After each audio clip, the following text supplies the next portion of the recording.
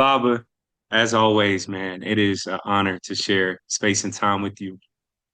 Throughout the past few weeks, you were on my mind heavy because I've been seeing, this constant push of artificial intelligence, if you will, AI. But, I remember from our past conversations, even from years back, about telling us about ancestral intelligence, the real Yes, AI. And I'll be absolutely. damned, Bob. I was in grad school, and my professor at the time, he was talking and he was saying that I'm going based off of ancestral intelligence and not artificial intelligence. So once I Yes. heard that line, I said, man, I got to contact Dr. Kaba, have a much needed talk in conversation. So, I already know that you have things in the works, just addressing these issues. But Baba, starting off, during this time to where young Black minds are on Chat GPT, the Geminis, the AIs, and not physically reading, turning that page, like what you had talked about in our past conversation.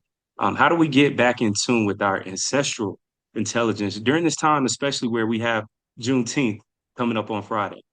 Yeah. My brother, please, if I may ask you this, in terms of the class that you were taking where your professor spoke about that, please Mhm. tell me more about that and I can build from that Oh, for experience. sure. For sure. Yes, sir. So we had our admit day. So this had happened, I would say probably like I think June 5th. We were all, in class, introducing ourselves, myself, my cohort, classmates, all of that. And my professor, he opened up out the gate, talking about how during this time we have anti-intellectualism, right, Baba, where people don't want to read the books anymore, where, we're seeing in mass where students, and Baba, I've seen this firsthand now to where, sometimes students are trying to use Chat GPT to type up that last minute research paper where, students are, instead of reading, sometimes, you can get cliff notes on Chat GPT, on Gemini. And, myself, I'm only 29, but my undergrad experience was completely different compared to kids now, to where they have so much more technology from just graduated, I think, 6 years ago. So just from seeing in a 6 year time span that now, during my African American studies courses, journalism class, we had to read books on books, but now, you can just look it up on chat. You can just have it typed. So, starting off in that class, that groundwork was of, hey, we are here to work, not to take shortcuts. But by doing the work, we can plug in and tap into our ancestral intelligence opposed to our artificial intelligence. Absolutely. What is the title of the course that you're taking? So the first one is Intro to Public Administration, grad class. Yes, sir. Is this where the professor spoke about this? Yes, Yeah. sir. Yeah. You know what's interesting, brother? I taught college for 14 years, Wow. 12 years in one specific college hmm from 2004 until 2016. I was in the Black Studies department. Yes, sir. And I taught a class on Introduction to African Civilizations, Mm-hmm. ancient civilizations. And I taught another class for 11 years on Malcolm X, the man in his times. And one of the things that I assigned my students was to research the five male, because I always believe that, well, what I express is that the male energy inspires us. Mm-hmm.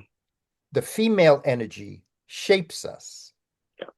Okay. And together you're inspired and shaped by these two energies, not necessarily genders, energies.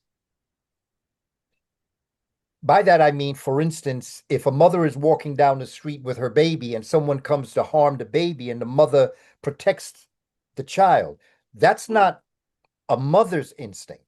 That's a father's instinct. Protection is a male energy. Yeah. Okay.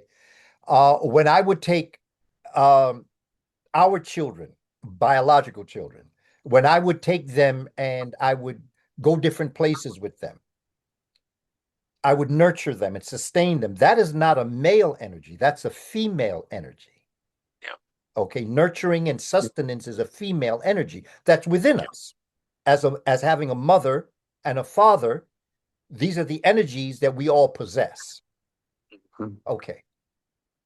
So that I identified five male inspirations for Malcolm X. And I identified, well, really 11, but six areas of the female that shaped Malcolm X.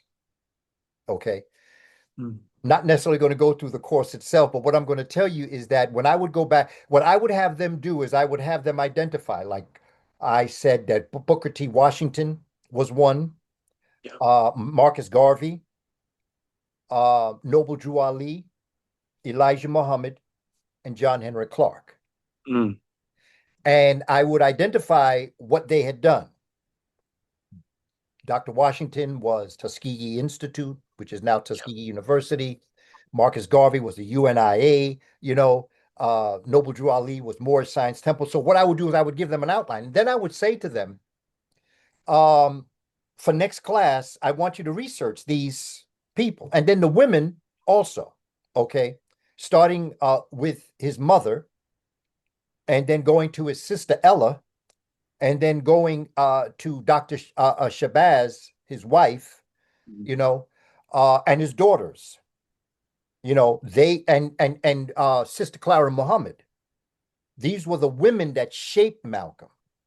So I would have them go and do research on. Well, come back to next class. Somebody ain't gonna done their work, Yeah. Yeah.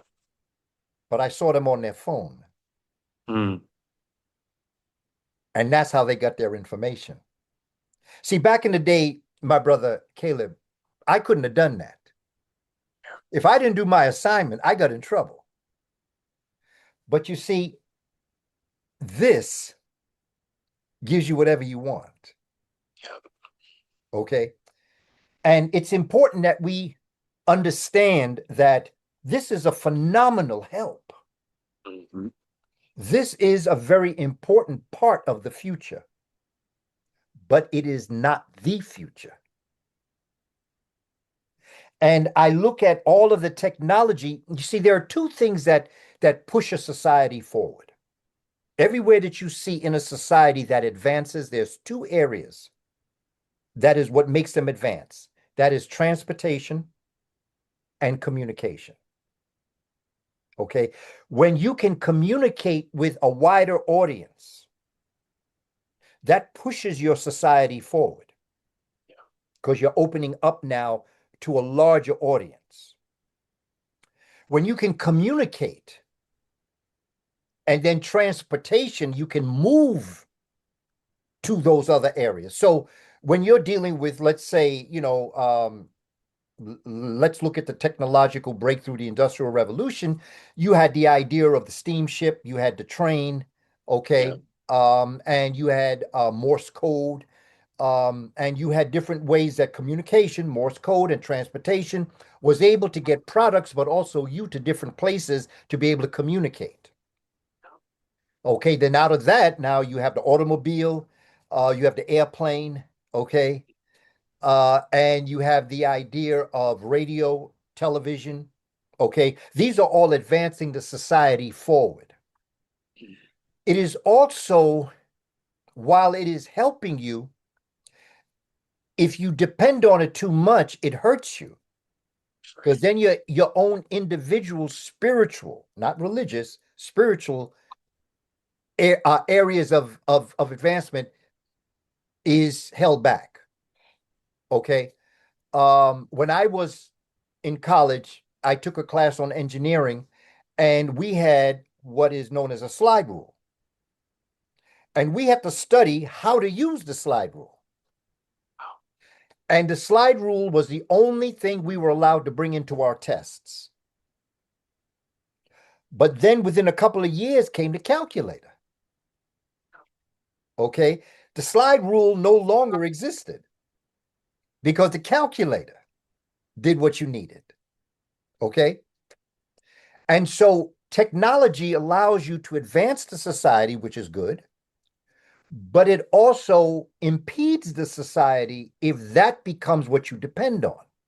So I've always said it's not what it is that's good or bad, it's how you use it.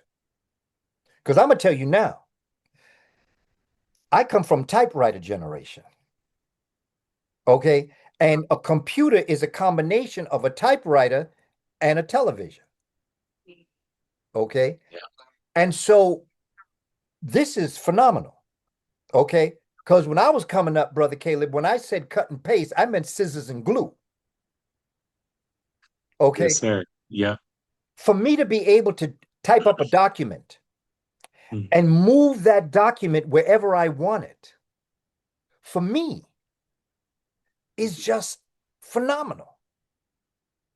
It helps me so much in what I do, but it only allows me to be more creative and work harder. It saves me time from cutting and pasting that now I can do more work. But I don't depend on it. Okay, now that I got this, now I don't have to, stay up. I can watch TV now and enjoy TV. I do more work. So I don't depend on it. When you look at the way in which just, what I have, like I have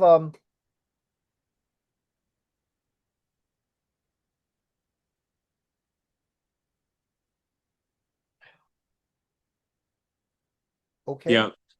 Yeah. this is 2 terabytes. Yeah.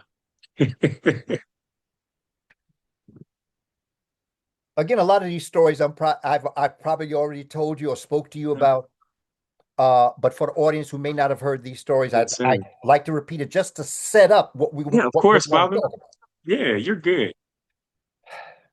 In 1984, I was working on my thesis on William Leo Hansberry, architect of Black studies. We've done interviews on this. Yes, sir. One of the people I interviewed was a student by the name of Dr. Chancellor Williams.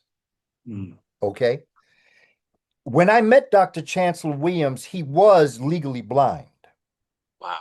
And he had moved into a place, a senior home, because where he lived, I don't know if it was a flood or if it was a fire or what it was. But I could tell he was very disheartened when I met him. And he was disheartened because of whatever happened in his home really messed up all of his books. It messed up his writings. It messed up everything that he had been saving in his home and all of his stuff. I've often thought if he had had something like this, all of my work is on my flash drives, on my passports. Mm. Okay. As it relates to books, I got Kindle. Yeah. Okay. I don't even need a big library no more because here's my library right here. This is a wonderful friend, but your best friend is you. He's your best friend. He or she is who you hang out with. They are the ones that help you move along and be able to do more. When I was in college, it was the last time that I knew somebody that operated the elevator. There was a time when you go on an elevator, you had an elevator Elevator operator. operator.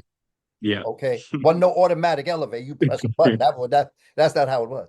When I was in college in the early 70s, the last time I saw Mhm. somebody that operated an elevator. What happened to those jobs for people? Look Mm. at tolls now on the road. Yeah. What happened to those jobs? Did they just collapse? Where did that person go that used to be in the toll booth? Where did that person go that used to be operating the elevator? The advancement in the society was a wonderful thing, but if you do not have a place where those human beings can go to be able to advance the society on another level, or does it just die? Like Langston Hughes said, a dream deferred. You see? So that when you're dealing with these concepts of the advancement of a society, you have to keep in mind the many aspects that the society can bring a human being into working. I've been watching a couple of news programs where the guest speaker, is booed because they talk about AI. Because a lot of those students that are graduating, they're scared. Musicians are scared. Actors are scared. Okay? And so it becomes important, Brother Caleb, that as we set up what we're talking about, that we understand the many facets of what we're saying about AI and why I call it ancestral intelligence. I'm presently writing a curriculum, and it is called AI, Ancestral Intelligence, preceded artificial intelligence. Because what we have to understand is that artificial intelligence is what the ancestors has placed in them. The entire cosmic reality, known as the Akashic Records, the cosmic encyclopedia, is ancestral intelligence. You know, I tell young people about how many ancestors that you have. And I tell folk, if I took you back 500 years, if I took you back 20 generations, the mathematical formula is x equals 2 to the nth power. X is the number of ancestors you have, and n is the particular generation you're dealing with. So x equals 2 to the first power. That's your parents. You have two parents. X equals 2 to the first power, 2. X equals 2. The next generation is x equals 2 to the second power, which is your grandparents, Yep. which is 2 times 2 is 4. The next is x equals 2 to the third power, which is your great-grandparents. 2 times 2 times 2, which is 8. If I took you to x equals 2 to the 20th power, I'm telling you what your direct ancestors are. But you also have to take into consideration that every one of those direct ancestors have ancestors. So those are your indirect ancestors. So the bottom line for me is that when I ask you how many ancestors do you think you have, if I took you back to the year 1526, and I said to you, how many human beings had to come into existence to bring you, Caleb, into existence, to you, Sid, into existence, to you, Shari, into existence, to me, Kaba. When you do the mathematical calculation, now we're talking math here, this ain't emotion. Right. How many people lived to bring you into existence? Is the answer is 1,048,576 human beings. Mm-hmm. That's how many people over the past 500 years have lived a life,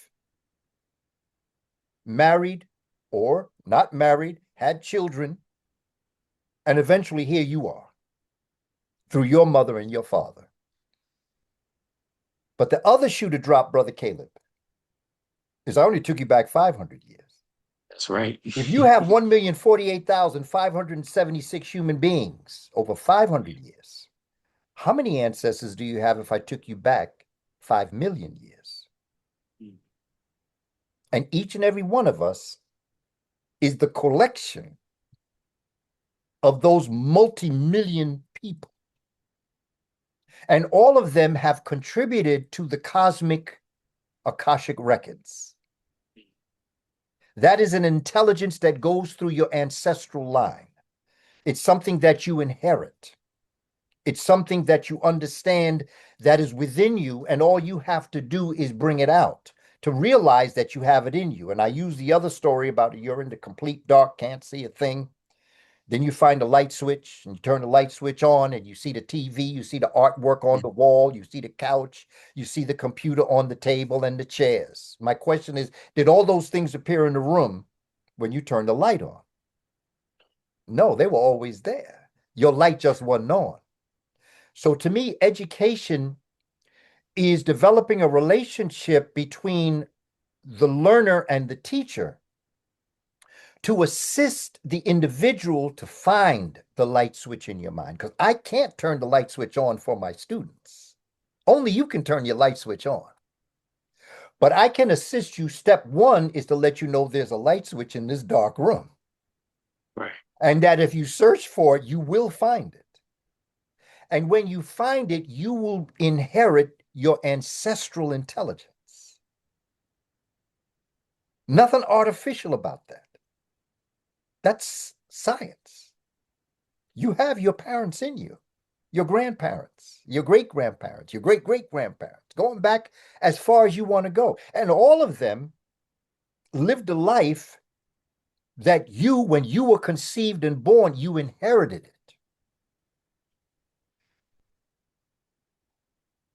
This society, having come out of a natural environment of warmth, of a loving creator, moved into an area that was hostile to life. It was brutal. It was terroristic to these Africans. And in so doing, these Africans had to adapt to their surroundings to survive. Put clothes on because it was cold. Yeah. Had to go into caves. Well, what do we do in the wintertime? First thing we do Yeah. is put more clothes on Sleep. and stay in Yep. the house longer. Yep. Sleep more. Yep. Hibernate. Yeah. What happens Yep. when the weather gets beautiful like now? We're outside. We take clothes off, Yep. go to the beach. Yeah. Ain't no beach in the Ice Age. Mm. And so, in that, they had to create artificial concepts of the life that they came from. And so, these Ice Age cave people, not having the natural ancestral lineage, had to create artificial things to make them live. And so, everything that comes natural to melanated people is artificial, the Ice Age mentality. Yeah. And so when you are in an Ice Age and you create that mentality, you then must depend on the artificiality of what you created, as opposed to the natural, creator-given gifts that you receive. And so before we talk about artificial intelligence, which has its place, what's important to realize is that your ancestral intelligence is reflected artificially by a computer. Part of my curriculum is dealing with, in artificial intelligence, neural networks. But neural networks in artificial intelligence is an artificial expression of the natural neural networks we have in our brain. So I'm going to have an entire section on the natural neural networks in the brain.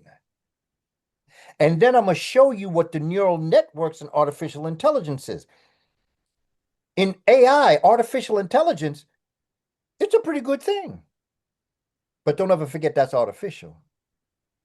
And don't start to depend on that. Because your ancestral intelligence will never let you down. Artificial intelligence, your computer can shut down and you're in trouble. You know, I've been in supermarkets when the computer breaks down, the store has to shut down. Everybody's panicking. Yeah. Okay. I've been That's where right. the computer shut down and nobody Mm. can work.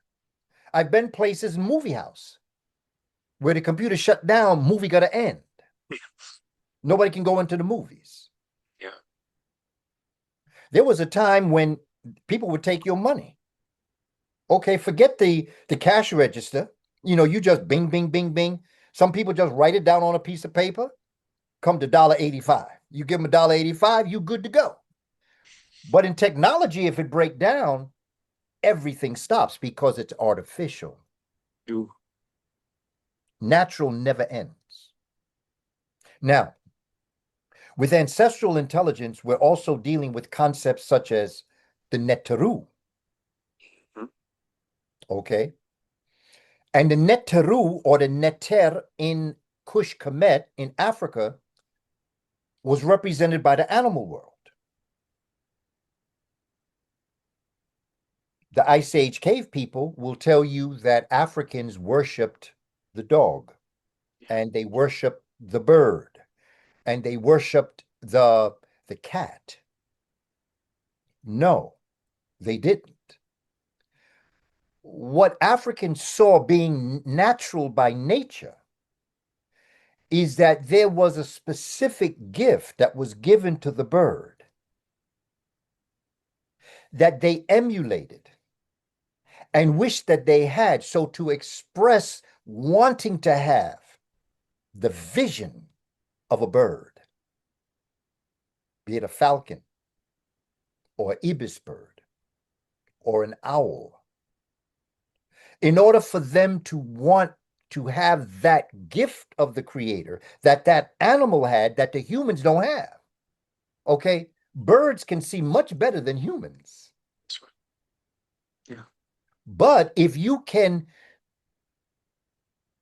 view the bird as somebody that you would like their vision, so you create a netter, a symbol of it, you would put a bird's head on a human body. Mm. And you would invoke the desire to be like that bird because of what the creator gave the bird, not because you worship the bird. The dog has the power of smell, discrimination. So there is a dog at your death. When a human dies, there's a dog known as Impu. He's is the discriminator of the concept of who you are as a person. They know your heart. They can judge your heart. So the dog head was put on a human body in order that the Africans said in nature, since the creator gave the dog such a gift of smell, they wish to have that ability to discriminate right from wrong, good from bad, up from down. Okay. With the owl, was looked upon as being very intelligent. Yeah. But what they admired in the owl as it represented intelligence was the owl can turn its head around almost completely total around 360 degrees. So to our ancestors, that they perceived that ability to turn your head around, it meant you could see all angles of things.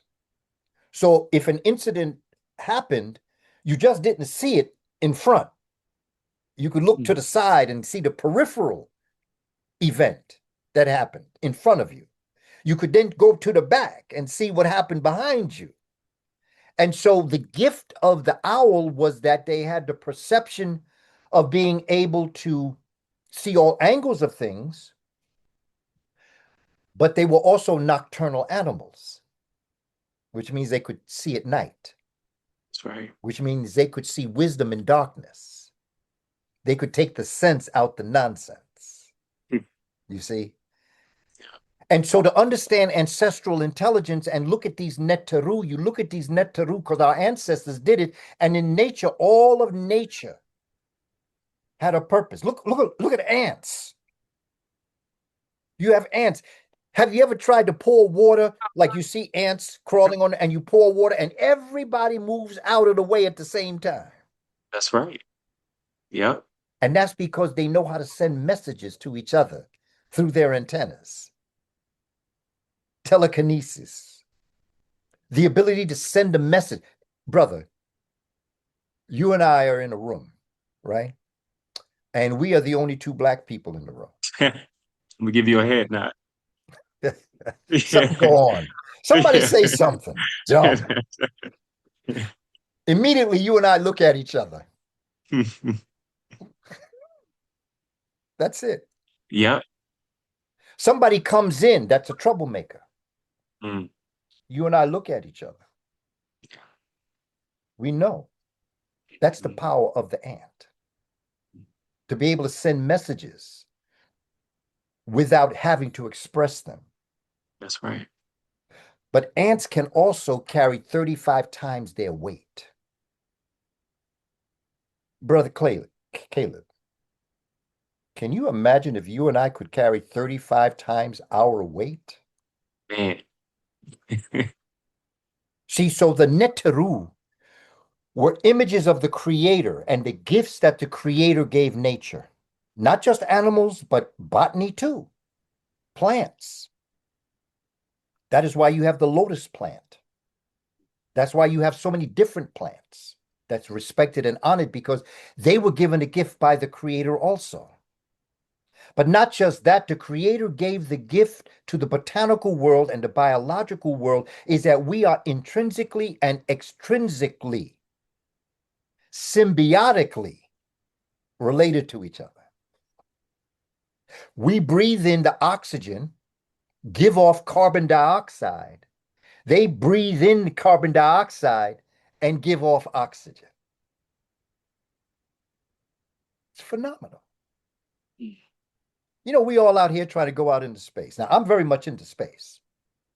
But I'm going to tell you right now, before you ever go into space, I'm going to tell you where you're going to find all the answers that's going to get you to Mars, going to get you out into outer space is in the ocean.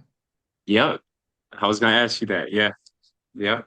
That's why my last book on the Moors, Mm. I saved that book to specifically in the beginning to get into the ocean to understand the encyclopedia of the ocean. Okay, the cosmic is above, the ocean is below.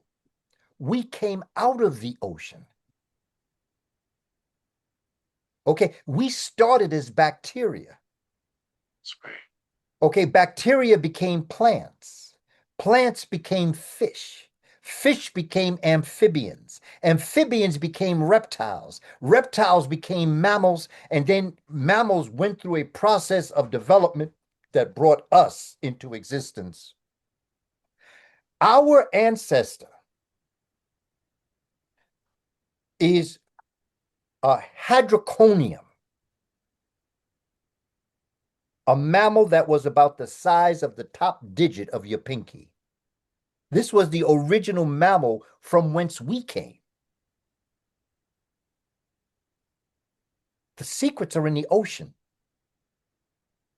The waves is what's going to help us understand space. You know, the airplane don't look like a bird. Airplane look like a dolphin. That's right. A bird don't have that back tail.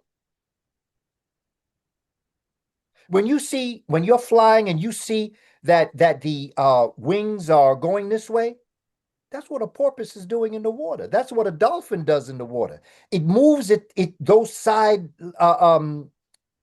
wings, if you want to call it, fins, and that's what allows them to navigate through the waves in the water.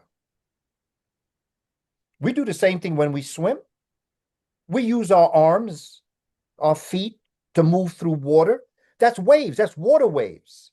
When you get up into space, that's air waves. Uh-huh. We got to teach our young people about the ocean.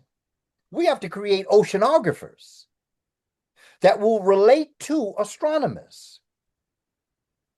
We're all trying to jump up into space without cherishing the very gifts that the ocean offers us. Hmm. So when we hear the Dogon and the Kush Kemet talk about fish people, it's a metaphor for when our existence was in the water. Look at a baby born. A baby lives in water. That's right. Okay. We call it amniotic fluid. But somebody need to put an E between the M and the N and call it amniotic Mhm. fluids. Because amen is the hidden power of the creator in water. Amen. It is a neteru depicted by a ram. And a ram is a male sheep. So when they talked about Jesus being a shepherd, this is what they were talking about. The Lamb of God who takes away the sins of the world. This is carved in the writings of our ancestors because they were talking about the animal world as it related to how Jesus was a shepherd. But they also called him a fisher of men That's right. because he was in the Piscean age. So that as our ancestors, because our ancestors have a lot more information about the water, but because of the nature of us being so rudely interrupted by these cave people who knew not the creator, who knew not the Neteru, we find ourselves in this predicament right now where we're worshiping somebody on the outside. We are worshiping somebody we ain't never met, and we have no idea about the creator that we see every day, which is nature. How you gonna believe in something you ain't never seen, and you live in something that you see every day? You feel every day, you smell every day, you taste every day, you touch every day, you think every day. You are the creator having a human experience. So in art, in ancestral intelligence, it is connected to the Neteru. And the Neteru are the different aspects of the creator that give you messages as it relates to who you are as a person. But the Neteru are really metaphors for your ancestors. Your ancestors are real. Your mama, your daddy was real. Your grandma or grandpa was real. But within them, they also had the Neteru, nature. It's where the word neter comes from, nature. But also, before you get into artificial intelligence, you have to understand an avatar. And that's the next subject that I deal with, the avatar. And the avatar is like a neteru, but it is a neteru that is artificial, but is brought into existence in order to help you solve something, which then takes you to artificial intelligence. It's all connected. But what I want us to understand is not to get caught up in the artificiality. You have to understand what a gift it is. But the society itself, the reason why those young people were booing the speakers that talked about artificial intelligence is not because artificial is not good. It's because the caveman mentality wants to make premium profit. And so if they can use artificial intelligence instead of having a young college graduate be an apprentice in a bank or be an apprentice in a business or be an apprentice in a hospital, you know what's going to happen to doctors when artificial intelligence begins to do operations? What's going to happen with them jobs? What's going to happen to the doctor? So we have got to begin to create a society that takes the human being and gives them worth and quality. And these other jobs that we're doing that machines can do, let the machines do it, but you take that person to another level. Maybe you take them and they become oceanographers. Okay? Because AI is here. Brother Yep. Caleb, AI is here. It Yes, ain't sir. going nowhere. Okay. Computers are here. Okay. I got me a turntable. Okay. All right. That's a novelty right now. Okay. Typewriters you can't find in the store no more. That's right. When I first started doing presentations, we had video cassettes. Mm. Ain't no more video cassettes. No. Okay. DVD. Mm. But guess what? DVD now. People Yeah. streaming. It's Yeah. You don't even streaming. see DVDs. Yeah, that's right. No more. When we did presentations, we had audio cassettes, Mm. tape recorder. They became CDs. What, the MP3 now? Yep. Okay. No more. No more. We're not going back there. And that's the sad thing about what we're facing as a society right now in terms of protecting our children. And so my thing is, I'm careful about talking about AI because a lot of people get a little disrupted. But you got to go back to the ancestral intelligence to understand what artificial intelligence is. That's right. Okay, because artificial intelligence will change. But whatever brings artificial intelligence to the next level is going to be the mastery of ancestral intelligence. Okay. Brother Caleb, all this stuff that we're going through right now in the world, this so-called war with Iran, Mm. the prices of gas going up, Yeah. I have a solution, and I know what'll solve that problem. In fact, I'm writing a curriculum on it. See, I'm writing two curriculums right now. Well, I'm writing a number of them, but the two main ones the other curriculum I'm writing is something that I say is the future wealth of the planet. Solar power. If we use solar power instead of gasoline in our car, you know how you have something that you connect to something and like you have one of these things right here. You see, Yep. like my light, right? After you and I have this conversation, I'm gonna take this and plug it in, and then I'm gonna put the light end in here, and it's gonna charge up again for the next Perfect. time you and I talk. That's right. Yep. Okay. That's what's going to be with the car. Your house is going to be on that. Okay. All energy will be free. See, but people are not doing that because these companies that deal with fossil fuels, these oil companies, see, part of the war that we're in right now is money. Okay. All them bombs that we dropped, and you hear everybody talking about the billions of dollars. Well, when you say billions, who made billions of dollars? The military industrial complex made that. And everybody's saying it'll take 10 years for us to be able to get the supply of bombs that we dropped. Well, who's going to make that money during that time? The military We are. industrial complex. Yeah. When they talk about rebuilding the country, who's going to make that money? The same people that made the bombs are into construction. And it's not until the people, everybody looking for a savior.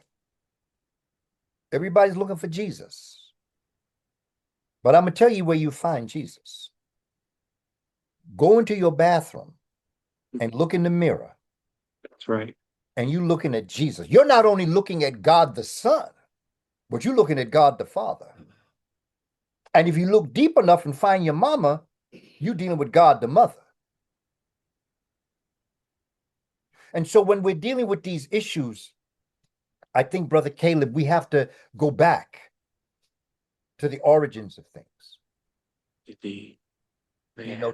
to see exactly, what's going on. We are in a very interesting time. Mm. We ain't got no friends. Okay. John Henry Clark. Yeah. We ain't got We, no friends. You we ain't right, got Bob. no friends. He Mm. used to tell me that frequently, along with doing a presentation on it. And he would describe what it is that we have to do. And he charged me with being that part in education to fulfill that, what we have to do, which is curriculums. Yeah. If I'm going to end all of my Instagram lives by saying solar power is the future wealth of the planet, teach the children, then it's my obligation to put together a curricula that will teach the children. If we're looking at the actual artificial intelligence and telling our people we have to get into it, I'm charged with, if I'm gonna say it, back it up, create the curriculum. Because you see, in my solar power curricula, brother, what I start with is the Aten text, written by Akhenaten, Yeah. which is like an encyclopedia of the sun and the energy of the sun. And then when I get into the actual solar power with the solar panels, and with the photovoltaics and all of the science of today, I then do a comparative analysis between what the Aten text is saying thousands of years ago with what they knew about solar power and about solar panels. Because, solar panels are black. Yes, they are. Okay. All of the things that create, I remember it was a heavy snowstorm, really bad snowstorm. And as I drove around with the brother that was escorting me, I said, wow, this snow looked dirty, you know, like, how did that happen? Yeah, it was all black and dark brown on top of the snow mountains, on the street. And he said, well, that's called black sand. And then I said, and he said, they put it on there so that the snow will melt.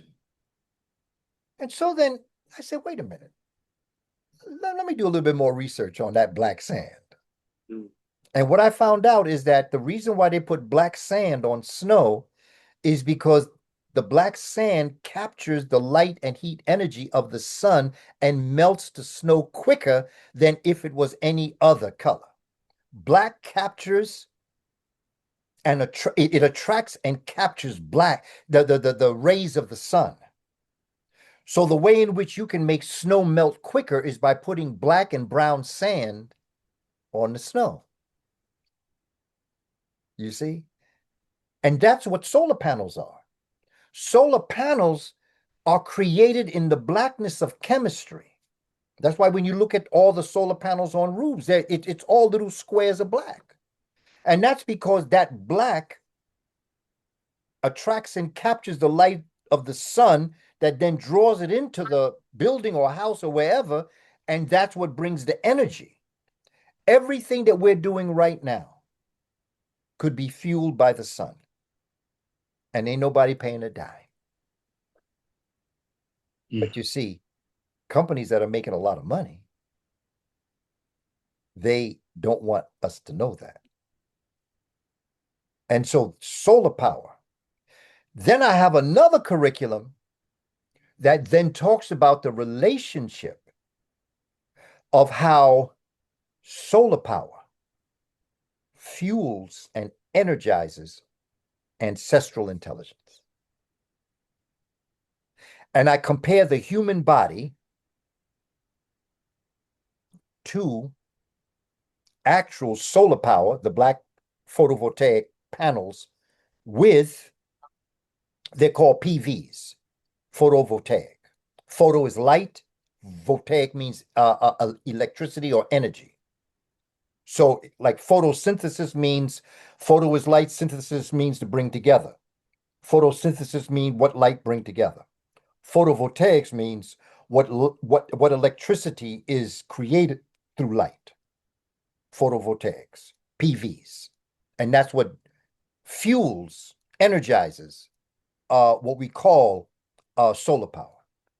And then that solar power energizes the computer. It energizes TV. It energizes everything. So what I'm saying to our children is that while all these people are freaking out because they're going to lose jobs, Mm. study solar power. That's right. Solar power is the future wealth of the planet. And you know what's so bad about that, bruh?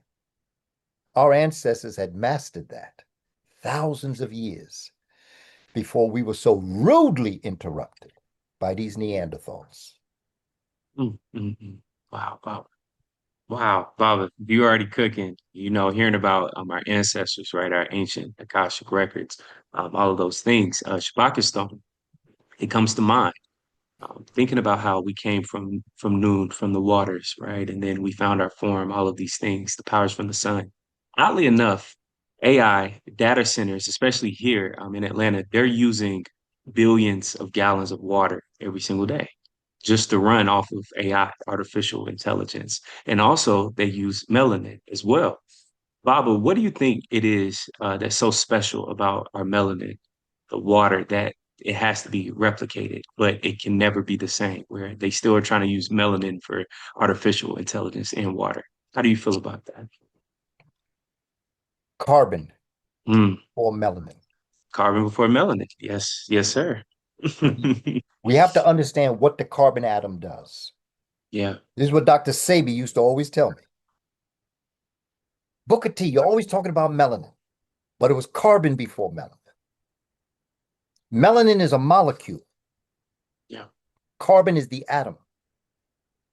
And what is so special about the principles of melanin is that melanin is the manifestation of the creator on earth. That is it. Melanin is more valuable than gold. We produce it. You see, it's not just about how much melanin you have. Everything alive, everything that we call organic has assimilated carbon. That's what makes it alive. It is how you produce melanin. And you see, again, this was the purpose of the book, was to break it down and also to show us how we can teach this to our children. Carbon is the atom, okay? And then from carbon, you have the molecule, which is melanin. But melanin is created in something known as a melanosome, okay? You have the melanin molecule inside the melanosome, which is a granule, okay? And then melanosomes, when you get enough of them together, they become the melanocyte, which is the melanin cell. Inside the melanosome, you have neurotransmitters, like you have tyrosinase, you have peroxidase, you have the melanin molecule, melanin copper molecule. All of these are inside the melanosome. And what happens is that this organelle does work. And what this does, it creates the melanocyte. The melanocyte creates life. But it's the carbon atom that brought all that together. Because we basically have four basic atoms that make us who we are. There's more, but four basic ones: nitrogen, oxygen, hydrogen, carbon. Hydrogen, oxygen, and nitrogen, you can put no more than four of those atoms together to create a molecule. You can put 2 parts hydrogen, 1 part oxygen, create water. 2 parts hydrogen, 2 parts oxygen, you create hydrogen peroxide. Same thing goes with nitrogen. But you can only put 4 of those atoms together to create a molecule. But with the introduction of carbon, carbon is like cosmic glue. Carbon can not only bind with itself, it binds with the other 3 atoms, which then creates the millions upon millions upon millions of molecules that exist in the world.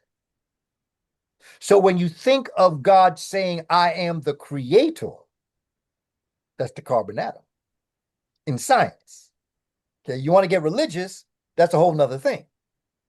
But in science, carbon is the creator on Earth. It is known as the mothership connection. That's why I give much credit to my brother George Clinton. Parliament Funkin' Mothership Connection. When people heard that song, and I was listening to that song, I said, this brother's into something else here. Mm. Okay. And like we don't, because they've dumbed down the society. Not just black people. In fact, quite frankly, I think black people are more intelligent than European people. Because we've been put down so long, we searching for the truth. They've been told a lie for so long, they're living the lie. They believe this stuff. Mm-hmm. See, we got to get ourselves together because this Dolly House is falling now. Yeah. Very serious mistake. I believe, Mm. honestly, brother, the present president is the most consequential president we have ever had in the Yeah. United States. And it's just so interesting that we are celebrating 250. There you go. Yep. How about Add up that? to the number 7, How about that?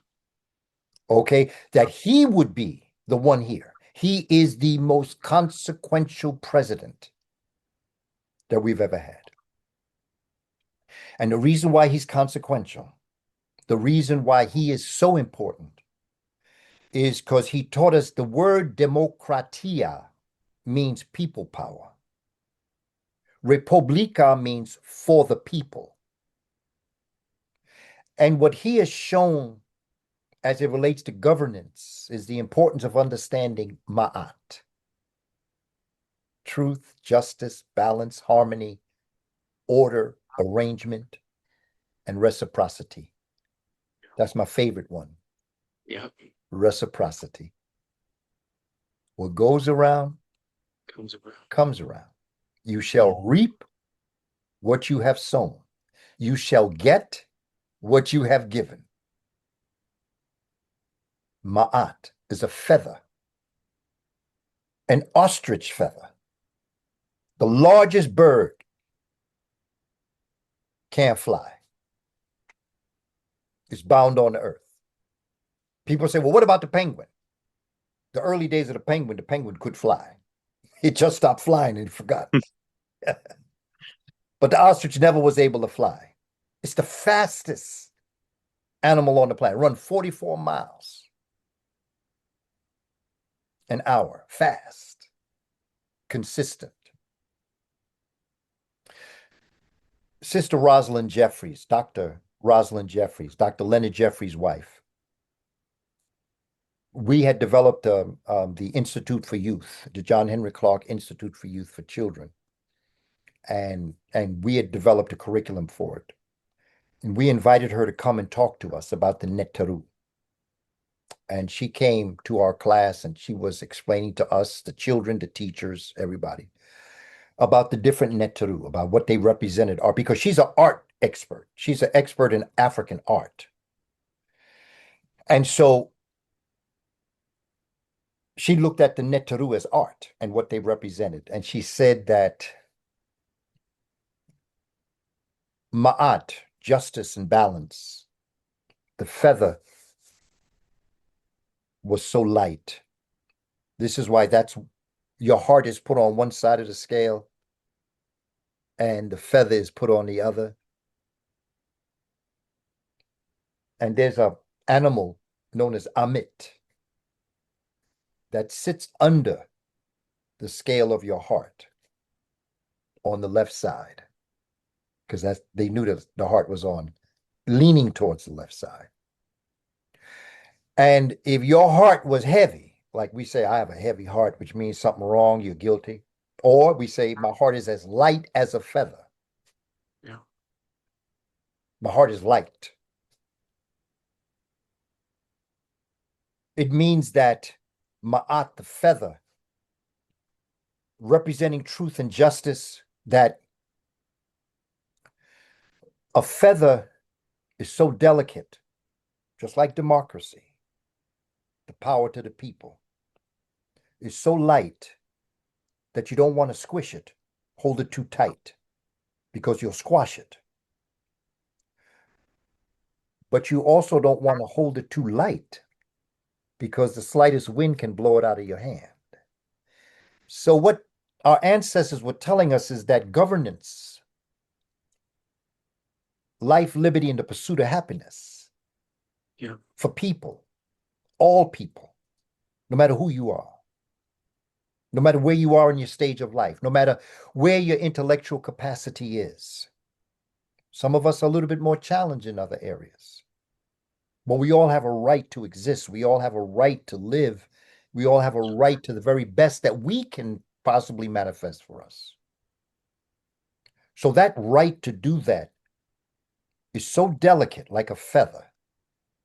You don't hold it too tight, but you don't hold it too loose. So you got to hold it ever so right. What has happened now in this country is not the first time it happened. And it's interesting that Iran is part of this.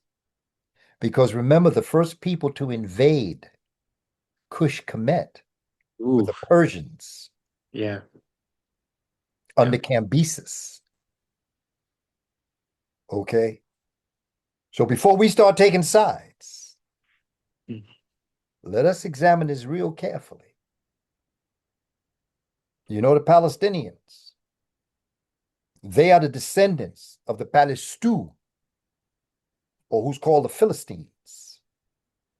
And the Philistines were those Indo-Europeans that murdered the original African Canaanites. So before we start taking sides, let us remember it was the Arabs that came into Africa and weakened Africa so that Europe came in and was able to do what they did. Mm. So I recommend we mind our business Sure. while the Indo-European Willie Lynch does their thing, because it becomes important that the Persians under Cambyses, they were in Africa from 525 to 332. Mhm. That's not quite 200 years. Then their empire fell. Then came the Greeks, 332. By 30 BC, the Romans came in, defeated them. What's that, like 330 something years? Okay. And then the Romans, they came 30 BC and their empire fell by 426 AD. Give or take 456 years here or there. And then Europe went into darkness. And it took black people Mm. in 710, 711 to go in and bring back a civilization that they thought they knew, they being the Europeans. And they sat at the feet of these African masters and created the Renaissance and the science. Okay? They did battle with the Catholic Church. Because Catholic Church wanted only to be religion, because they wanted the power. And the scientists, or the Illuminati, the illumined ones that sat at the feet of black people to learn this, they said, well, science is the answer. So there was a battle between church and state. Yeah. Okay. But it was a very brilliant king, Alphonse X, that translated the Arabic, Afro-Arabic texts of the Moors into Latin. And the Latin church superimposed their religion over that science and gave permission to Spain and Portugal to enslave the world. If you just look at the papal bulls of the Pope, you can see they gave permission, call them infidels. Mm. And so by 1492, Cristobal Colon was on the waters, having been taught by Africans how to go there. You had Prince Henry the Navigator, Portugal, on the waters. And so from 1492 to where we are right now. I call this the Omen Empire. This one is falling too. They've not been able to do much. And the reason why, Brother Caleb, every one of them fell was for the same exact reason. Same exact reason. And that is you want all, you're going to lose all. Mm. Like your professor said, ain't no shortcut here. Yeah. The shortcut that you take is a cut short of where you want to go. Hmm. And so when you look at Shabaka Stone, when you look at the story that our ancestors laid out about the cosmic reality, when they talked about the Neteru and the representation of the creator within all, and that we were the creator having a human experience, that when God said that he created us in his image and likeness, you have to understand that he was also a she. To have a goddess, you have a god. And in order to have a god, you have to have a goddess. And we just have to get to that point where one of the fundamental errors, and this is what Black people did to themselves now. This is before anybody else. This is before the caveman was in Africa. This is what we did to ourselves. We took our woman off the throne because we thought that might made right, and not realizing that right makes might. And when the woman was denied her rightful place because of the physicality of male strength, because them sisters was bad, they could Right. fight.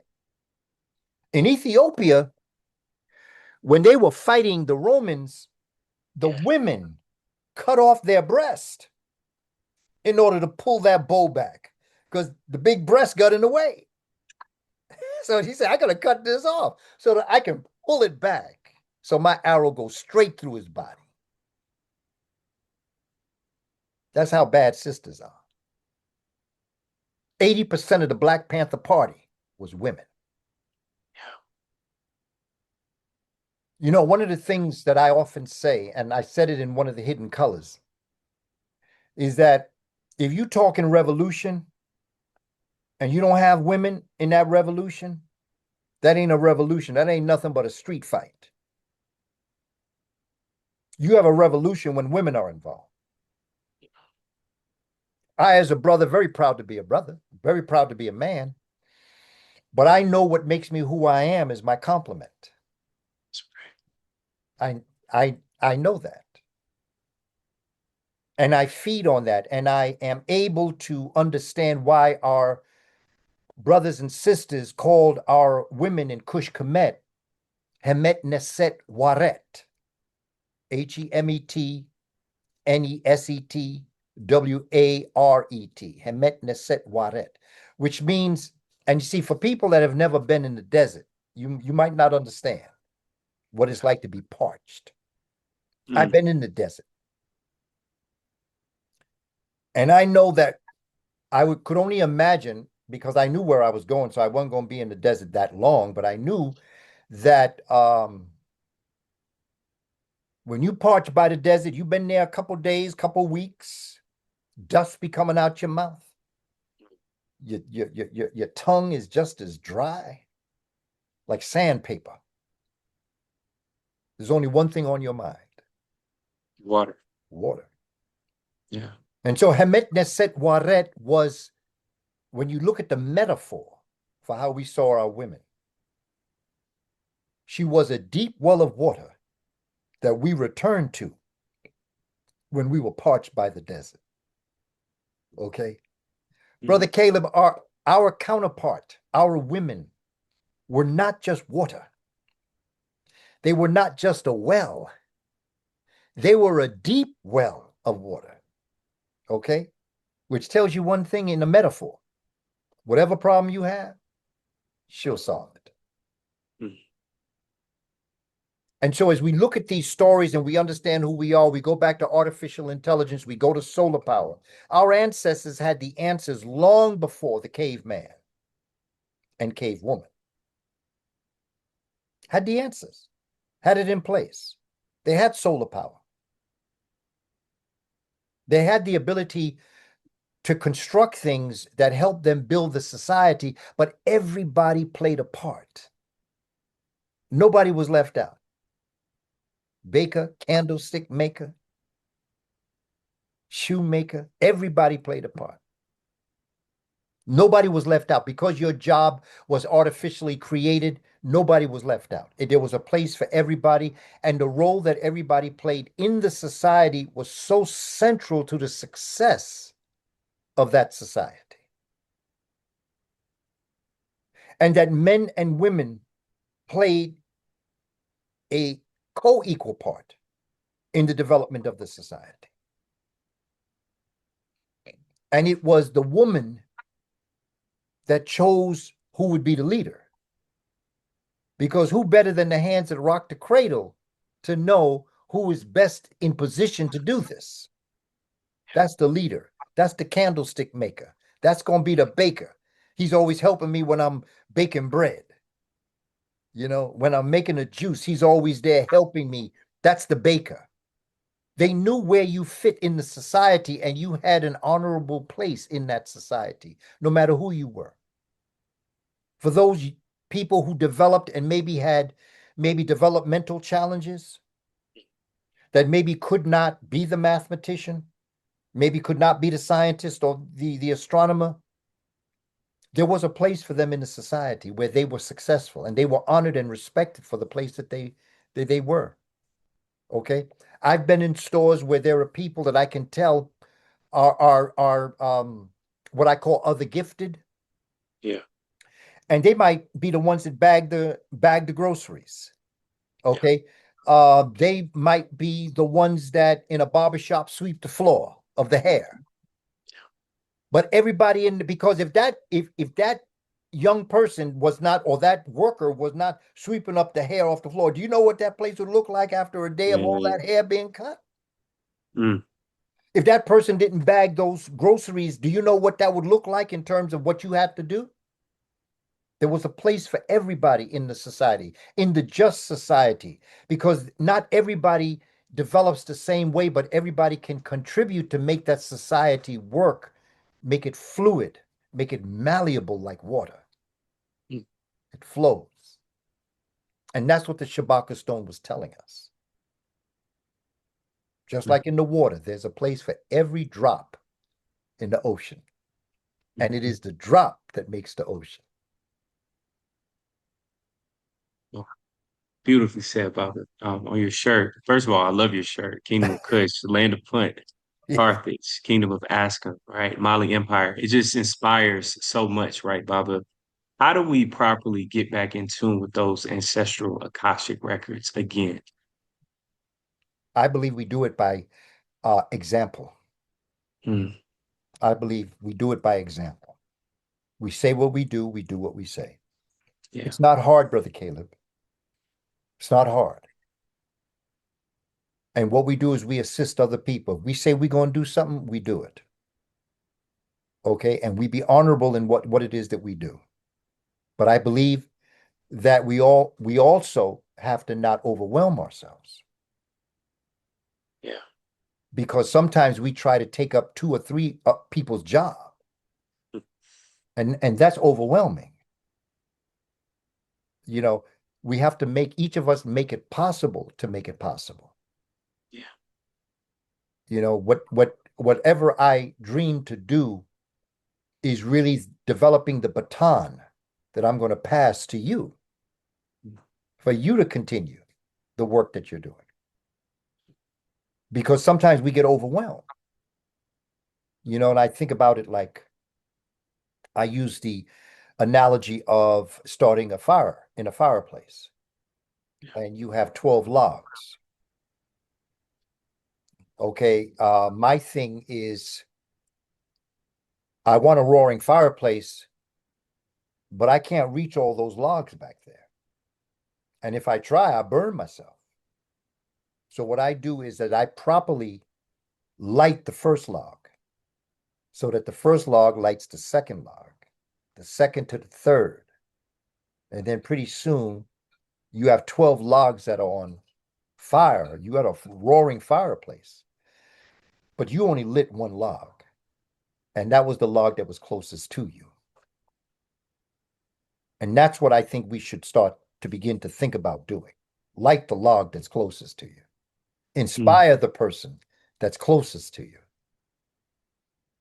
And then let them go to the others.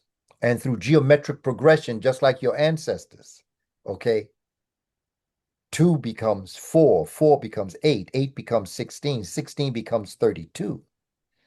But here you sit as only one person. But in Yeah. you, 2 parents, 4 grandparents, 8 great-grandparents, 16 great-great-grandparents. And that's all you can do. Mm. And that's all you should hold yourself accountable to do, because anything past your best is stress. And stress will kill you. It will disillusion you. It will distract you from your honorable divine destiny. We have a lot of work we have to do. But a lot of that work is not just for 1 or 2 people. We're all looking for a savior. I'll tell you where you can find the savior. That's right. Jesus saves those that save themselves. We're looking out here for somebody. Okay? Other night, man, I was going to do an Instagram live. Still will do it, but I'm going to talk to you about it. Okay. Okay? Other night with the Knicks and the Spurs. Oh yeah. I, I, I wanted to do an Instagram live on that, my brother Mm. Caleb, because that demonstrated something that I think is very important. When they were down 29 points, Yeah. 71 to 42. I remember that. Yeah. Yeah. okay, Yeah. but they kept on keeping on Yes, they did. and they never gave up. Yeah. What I say, keep on keeping on, it ain't over till you win. So to me, that's what I live by. That's my mantra. Keep on keeping on, it ain't over till you win. And that game demonstrated what happens when you never give up. There were people Mhm. that were leaving the arena Yeah. thinking that it was done. Yeah. They gave up. Mm. They gave up on their team. I don't give up on Black people. We've performed miracles. And a miracle is only the resurgence of our ancestors. There's no such thing as a miracle, so to speak. You just never gave up and you got what you gave. Reciprocity. Yeah. And I was only talking about that third game. Now you got the fourth game. Mm. Down again. Spurs a good team. Yeah. That brother Victor. Yeah, man. 7-5. Yeah. Oh my goodness, man. Yeah. Yeah. Wow. That's a Tootsie right there, brother. Yeah. He's I seven know. five, but Jalen Brunson's only 6 feet. Yeah. And yeah, and he's Yeah. better. But you want to know something, man? I wrote a children's story years ago, and my wife did the illustrations for it. Mm. And it was called Humble and Bumble. It was a cartoon. And I always ask children, the bumblebee, physically speaking, is too stout and wings are too short for it to be able to fly. Yeah. And so I always ask the children, like after I tell them the story about Humble and Bumble, okay? Humble is the one that walks all the time. And at the end of the story, you have Humble who still has his sneakers on, he walking, and you have Bumble whose sneakers are on the ground and he flying. Mm. And so I asked a simple question. I say, why does the bumblebee, how is the bumblebee able to fly if its body is too stout and its wings are too short? Because it's the wasp in my story that tells them, and Humble believes it. And what did the wasp tell Humble and Bumble? Your body is too stout and your wings are too short to fly. But only Humble heard it. Bumble didn't hear it. So the reason why bumblebees can fly is because nobody told them that they couldn't. You know, brother, I can give you an actual personal story about this. When I was in college, I was into gymnastics. That's what I was recruited for the horse, you know, Wow. the Yeah. horse activity, the pommel, and for the rings. Mm.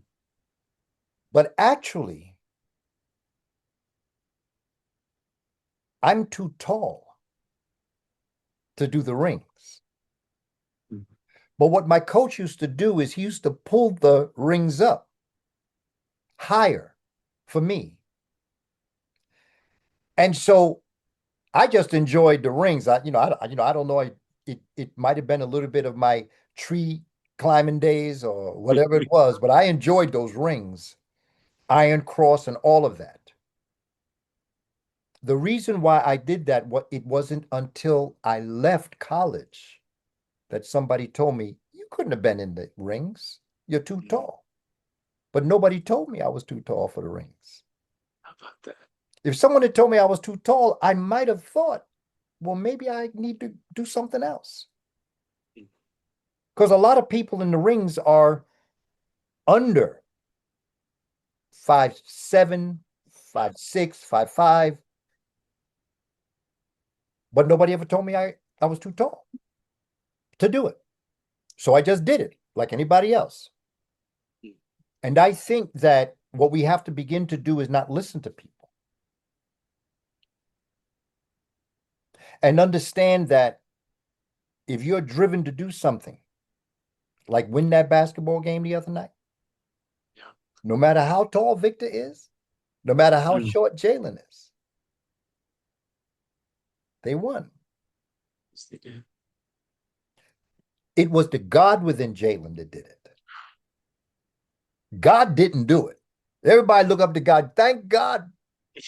Why are you looking up there? Look Mm. in the mirror and thank the God there. You win a Grammy Award for an album that you sang. Everybody want to thank God. God didn't do it. Mm. The God in you sang that song. This is just the way it is. And so I think we lead by example. Yeah. That's what I believe. We show our young people the excellence in being Black. Because when I used to teach, even in college, I had white people coming up saying, I'm Black. Because I presented Africa as a beautiful place to be from. And I gave them evidence of the greatness of Africa. And so when they could identify with that, even with the children that I've taught, even with teaching them melanin and the beauty of your skin, your complexion in your skin, the width of your nose, the shape of your lips, the texture of your hair. I Yeah. taught them what made kinky hair, what makes nappy hair. Everybody laugh. Nappy hair, kinky hair, everybody laugh, right? But then when I explained it to them, then they said, wow. In college, I taught a class on what makes hair what it is, the texture. I talked about sebum and the oils and things like that. And I had a student that was in my class that came from a family that no kinky hair, Mm. okay, bad hair. Yeah. And she decided that she wanted to no longer straighten her hair. When she found out what it actually was and what frizzy kinky hair is, she told me that she was always considered to be the prettiest of there were three of them. She told me that she was always considered the prettiest of the three girls. And she told me that when she stopped straightening her hair, her family rejected her. And she said, but it was the evidence that you presented that when I began to see the women in my family's hair, I began to see how superior kinky hair was. And she said, so it wasn't about the emotion of them rejecting me. It was about I didn't care because I knew that what I was doing was the proper thing. Demonstrate for our people, demonstrate for our children what it is. So going back to your question, the bottom line is lead by example. Mhm. Demonstrate the beauty of being Black. You know, that melanin in your skin. And also, brother, for those brothers and sisters that may not have a lot of melanin in their skin, it's not about superiority or inferiority because you might not have a lot of melanin in your skin, but you might have a whole bunch of it in your kidneys and in your liver and in your lungs, in the organs and glands in your body, in your neuromelanin in your brain. You might have a whole bunch of melanin on the inside. Your skin is only one aspect, it's the largest organ on your body. It does play a role in attracting and capturing light and heat energy and sending it into your body. But we all have to look at this very clear because in Africa, there are people of all different melanated states. When you go down into Southern Africa, the people are not the same melanated state as they would be in Congo. And when you go into the Congo, the people of Ethiopia and in Kemet are not the same. We are a people that can produce every human on the planet, but nobody outside of us can produce us. We are the photograph, and the Indo-European is the negative, not negative bad. You know, when you have a picture, back in the day Yeah. anyway, you know, you had the photograph and you had the negative of the photograph. And the photograph was the negative was what made the photograph. But in life, it's the opposite way around. It's the photograph that created the negative. Not superior, not inferior. Science doesn't talk about superiority or inferiority. Science talks about dominant and recessive genes. Hmm. Wow. Come on, Bob. Photograph. That's the perfect example because that same picture has to be dipped in water sometimes and developed, right? So again, during these times where AI is using so much water, I thought about my time out in Oscarville, Lake Lanier now. I think this was like back in 2023 where you were out there, Baba, and the waters, they were still. During these times, how do we activate and talk back to and through our ancestors through the water during these times, similar to how our people did in the Nile, Mississippi? How do we get back to tapping in with the water itself once again as a people? Just tap in. Hmm. Just tap in. You see, Brother Caleb, what I try to explain to people more than anything else is because we're so religious bound, we think that ceremonies and rituals and Hmm. all that have to. I understand that has its place, Right. but all day long, when I'm talking to the ancestors, I'm praying. When I'm talking to my mother or I'm talking to my father, I'm talking to my grandparents, I might have a conversation by opening up by saying to those that I may never know, that go back thousands of years that I don't know them, Yeah. but I'm talking to you because you're in me. For me, it's a very simple process. And I try not to get too complicated. And I think that all of my years in the Catholic Church as a choir boy and an altar boy, wanting to be a priest, Hmm. okay? I spoke Latin better than the priest did. When I used to serve mass, there were a lot of priests that used to want me to be their altar boy because if they forgot certain words in the prayers, I could tell them. I was praying with them. I was saying the mass in Latin while they were saying, and they'd be looking down at me because, we'd be kneeling and they'd be standing speaking Latin. This is when Latin was the language of the church. And I'd be speaking what they're talking. I was like the priest. It's saying the mass, Agnus Dei or Credo, Dominus Vobiscum, all of that. It was something else, Caleb, let me tell you. I look back on those days, but those were very important formative days for me. I Right. just didn't know where that was going to lead me. See, because what those days led me to was a search for God. I really wanted to find God now. Like I used to hear about the mother of God. And I used to ask the nun, sister, God is great. She said, yeah, God is great. I said, God is really great. Booker, that's my name. Booker, God is great. I said, well, if God is great, would you say that the mother of God is greater? Ooh. Because see, I knew my mother and I knew me. I felt I was pretty good. Mhm. But my mother, she was better. Yeah. See, this is the way a child's mind works. Because all I saw, and I remember when I was in the sixth grade, we had the World's Fair here in New York. And the Vatican, as it's, all the countries had their own very special contribution that represented their country. And the Vatican sent a statue known as the Pietà, okay, the Pieta, which is Christ had been crucified, and he was straddled across his mother's lap. That's what the statue was.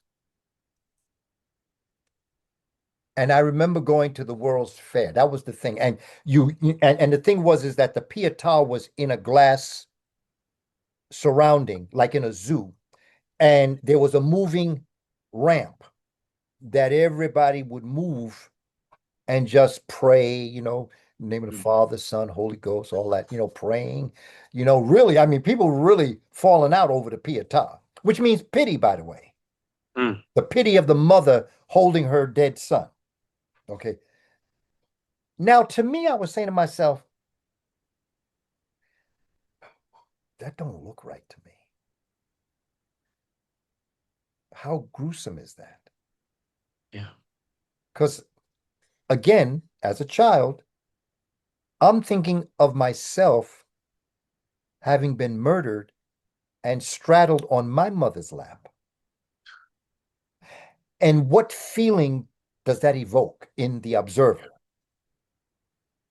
Look at the crucifix, where they done tacked this man to a cross, put nails in his hand, put nails in his feet.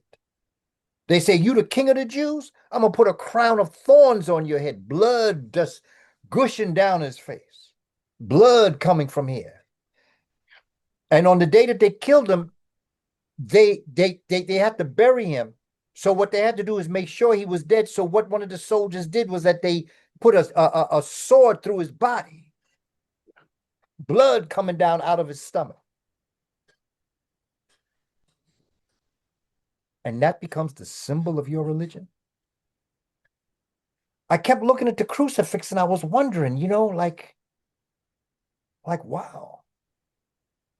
And then I watch TV and I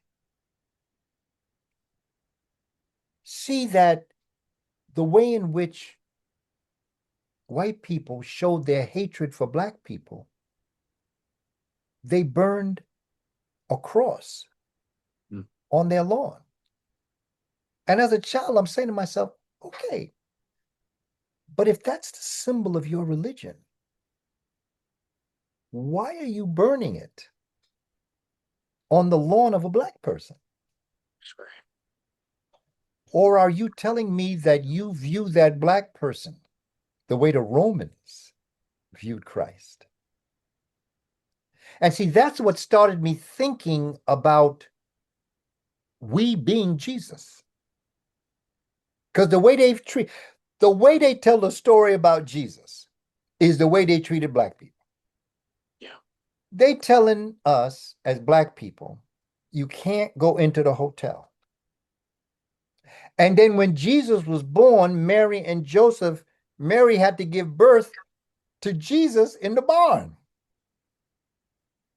And I said, but that sounds like us. That's right. See, because I wasn't blocked by the religion itself. I was looking at the story Mm. as a child. And you see, with a child, when stories don't match up, there's something cognitive dissonance comes in, and you're trying to figure out there's a problem here. Yeah. And I'm trying to figure this out. And so religion, without looking at logic and science, blocks us from understanding how beautiful we really are as a human being. And we don't get to understand that those holy books were written to exalt the human being, not to defame them. I thought about God, the creator, like our parents. Yeah. And I heard them say, you fear God. But our parents don't want us to fear them. They want us to respect them. Our parents love us.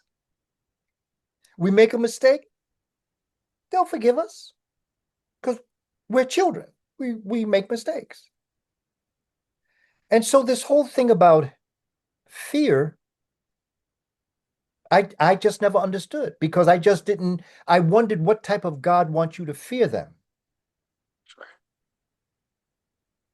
Respect, love, honor, and that comes from first loving yourself. And then in loving yourself, you can love somebody else.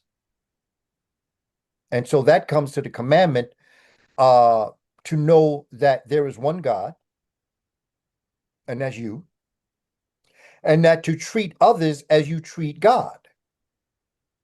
So how you treat yourself is how you treat other people. Mm. Those are the two cosmic commandments. So that we lead by example. We lead by showing our young people how it is to be. Mhm. We do what we say what we do. And we're consistent. Indeed. My children And came to me, say, Daddy, can I have so and so? I say, well, I tell you this. Right now, we can't work that out. But when the opportunity comes and I have the type of finances, I'll get it. And I'll let you know when I'm ready to get it for you. mm, Can you get to that? Yeah, Daddy, I can do that. When the time came, I told him, I said, next Friday, I can definitely get it for you. Consistency with our children, truth with our children, with our people. What you're doing, Brother Caleb, with your program, because I see the various programs you have and the guests that you have, the wide gamut of people and exposure that you have, the way in which you react and what you do in terms of your program, consistency, okay, example, mm, dignity, and respect. That's how we do it. And whatever you do, yes. don't overwhelm yourself. Mm. And also, I think that as you move forward, that our community has to support the work that we're doing Yeah. financially, Mm. okay? Because that becomes very important. I have been in so many movements where people give of their own funds. And when that happens, eventually you're going to run out of funds, which means you're not going to be able to do it anymore. Yeah. I watched what happened to Dr. Ben. Okay. I was there with Dr. Ben. He lived very close to where I live. And his senior home was right up the block from where I was. We used to bring him over to our program to sit with us because he needed to get out of there. Okay. And I know for a fact Dr. Ben did a lot of things for free. No price, no money. Did a lot. And when that brother died, they had to hold off his funeral to be able to raise the money needed. And it was a basketball player that put the money up for him. Okay. Can't go out like that. Yeah.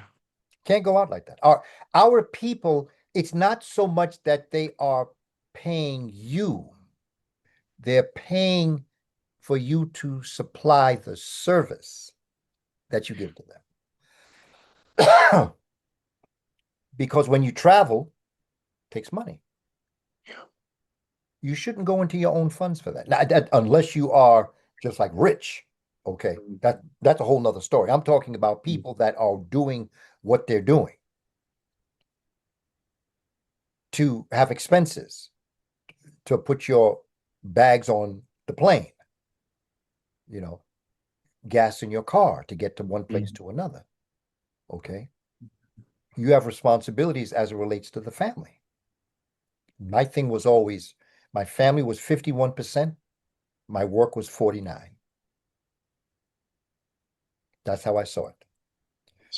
Something need to be done. My first thing that I thought, how will this impact my family? And if going to Africa would impact my family, I didn't go. That's why the last time the last time before this last time in 2024, the last time I was in Africa was 1987. Because as a teacher, you don't make a lot of money. Okay, that's just the way it is. And you have to make choices. And I made a choice that my family would never suffer for what I wanted to do. I would just find another way to do it. But that's why, because when you do this work, it doesn't always bring the type of financial backing that you need. But our people have to respect the services that you provide. And it becomes important. It's not like you ain't gonna see me get me a big car, you're not gonna see me get a house, you're not gonna see me do all these other things, but it will help me get this work done for our people, for our children. It'll help me publish my work. It'll help me go places. It'll help me do presentations. Because the other thing, because I'm coming to Atlanta Yes, sir. in August, Yeah. and I've been collecting and requesting statements of support from the community. Mhm. And they have sent statements of support. That's what's going to allow me to go to Atlanta. Yeah.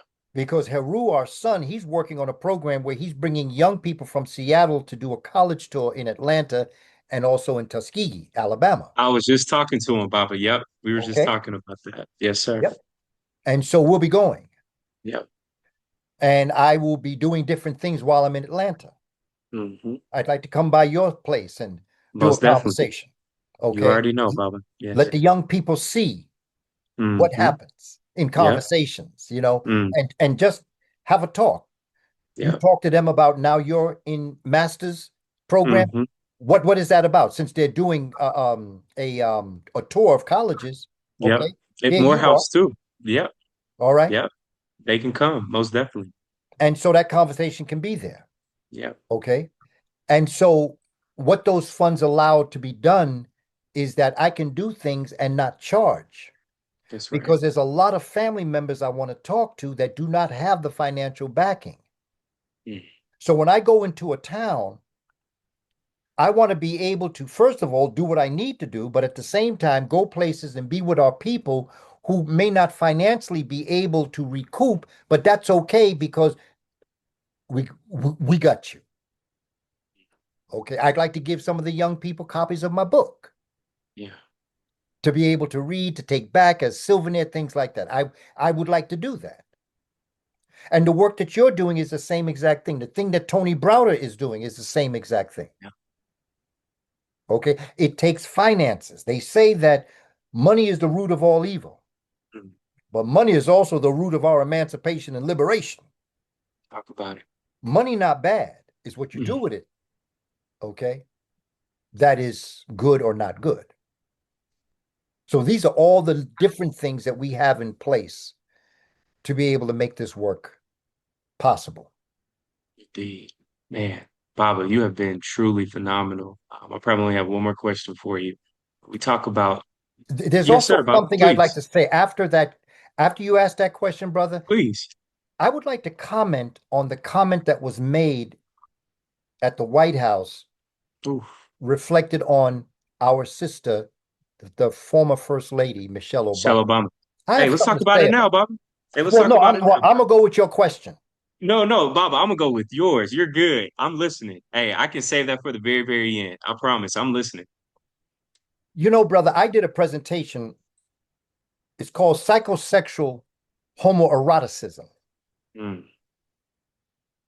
that delved into the psyche of a caveman's mentality.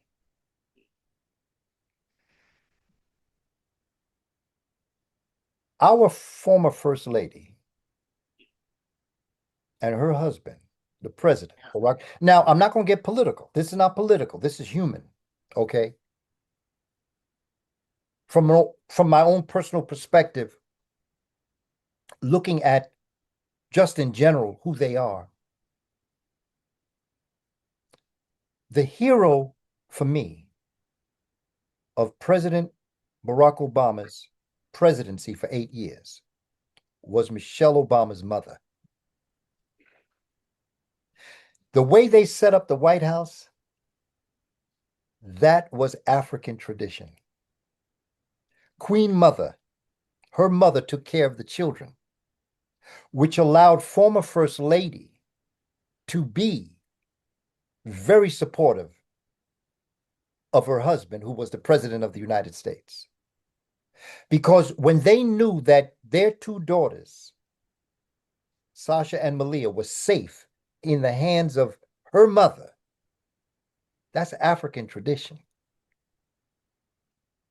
And I think when you study former First Lady Michelle Obama, her intellect, her humor, her dignity, her beauty, Mm. that's a first family. You see? And I believe, having read the book, The Delectable Negro Ooh. by Vincent Goddard, Yeah. there is a psychosexual homoeroticism, what is also known as penis envy, Mhm. that cave dwellers have towards sun people. That attack, so to speak, was not on Michelle Obama.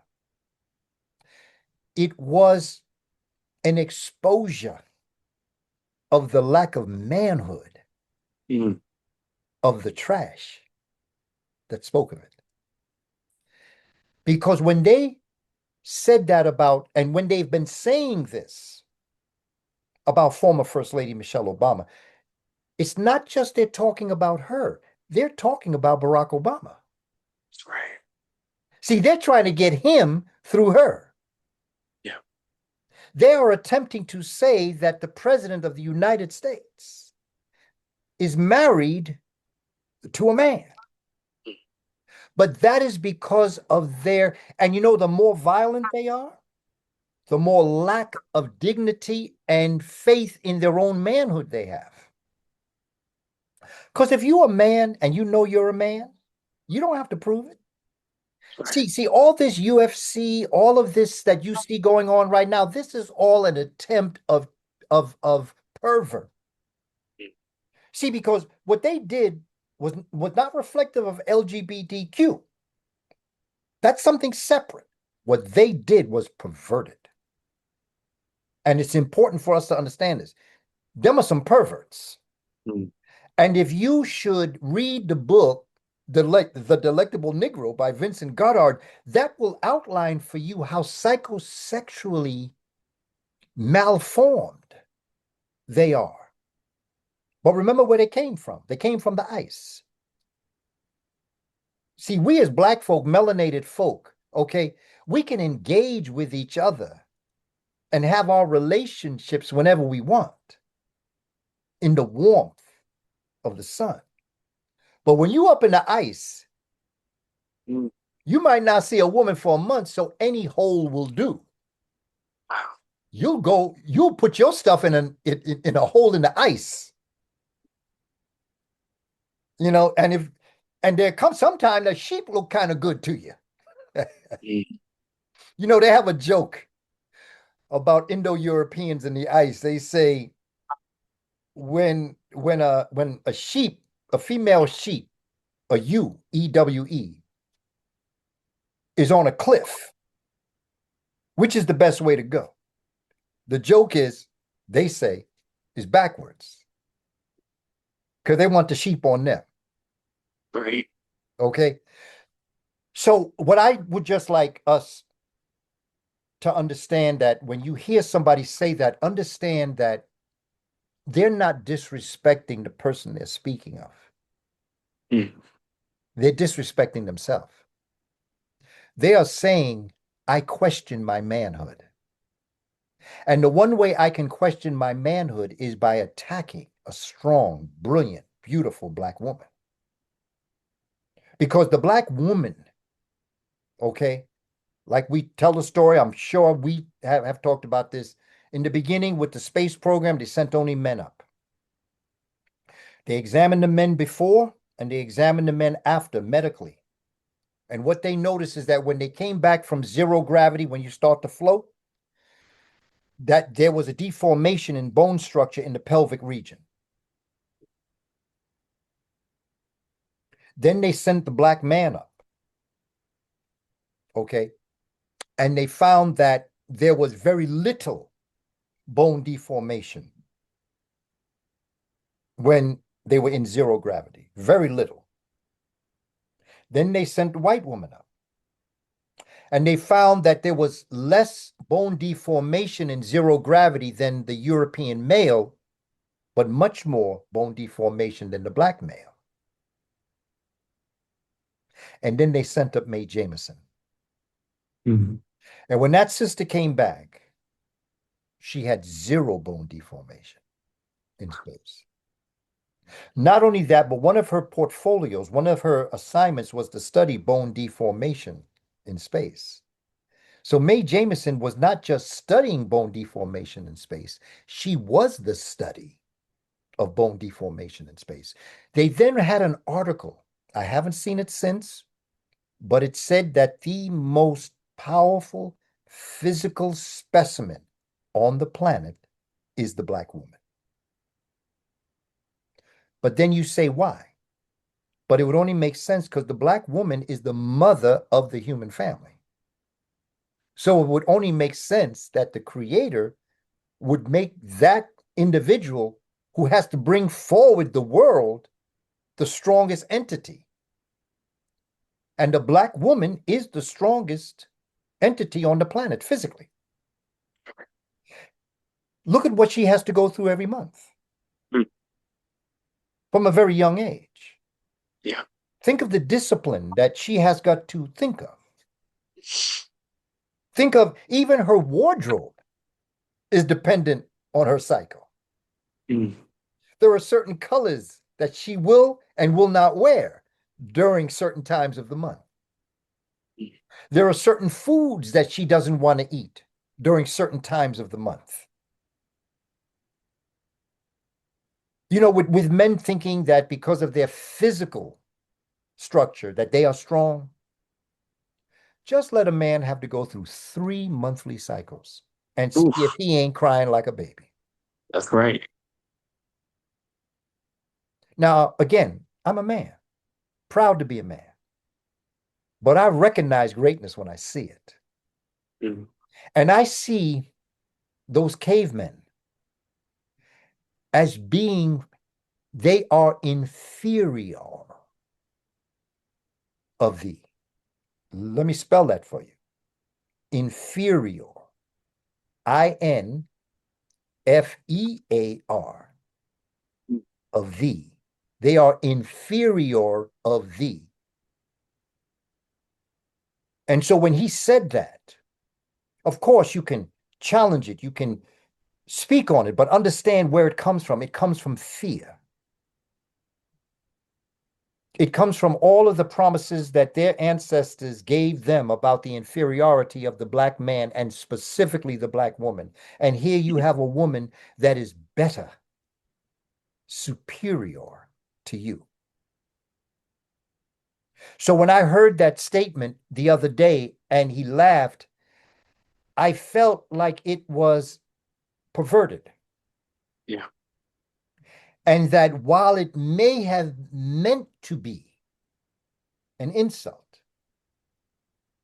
it was, she was like rubber and he was like glue. What he threw at her bounced off of her and stuck to him. It's, it's just something that I just wanted to speak on, just for us to put in place and Mhm. context as to how perverted, psychosexual, homoerotic.